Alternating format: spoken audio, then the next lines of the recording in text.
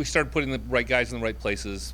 People got healthy, and I think what makes soccer interesting in our conference especially is that you play everyone home and away, and so by the second time you're starting to learn, and our guys grew up literally every week. I know that sounds sometimes a little bit cliched, but we were the first time we played Saginaw, we were in awe. The second time we were a little more prepared. The first time we played Davenport, we were in awe. The second time we're a little more comfortable with ourselves. So I think we picked up where we left off last year, and expect more of the same. It'll be interesting. I think we're better prepared for our first 4 non-conference games than we were last year.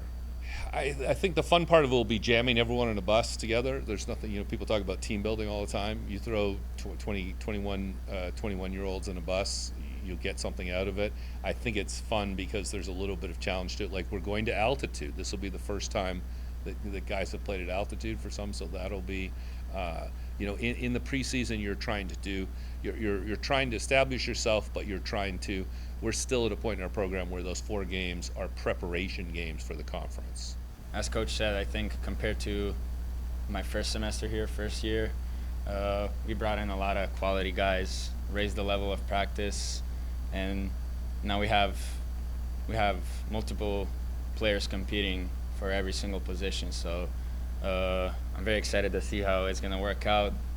I know this group especially, I know we can achieve a lot, definitely more than we have in previous years. Yeah, I think it's one of the key partnerships a team needs to have. Last year, me and Steiner got to know each other pretty well, and we had a good partnership. Right when Dylan came in, I noticed that he's going to be that guy. He's going to take Steiner's spot as the main goalie, and it's very important to have communication, to understand each other, and whenever we have like a problem in practice, notice that something's off, we will go talk it over, how we can do better, work on it after practice or something like that. So I personally think that we have a good connection, we understand each other, so I'm looking forward to seeing how that works out this season. It's been different. Obviously, I was in Los Angeles before this, so just like the environment itself, coming in the winter especially, I've never experienced cold like that. But really, the facilities, the resources here, the vision that Holmes and Zach have, I'm excited to be here, and there's a lot of work to do. I came here because there was work that could be done, and I'm excited to see what we can do here. Holmes, honestly, I sent messages to probably 50 or 60 different programs, and he was immediately in my email asking me to call him. In the first conversation we had, I knew this is a place where I wanted to be. When I was on the phone with him, he was telling me about this, and this.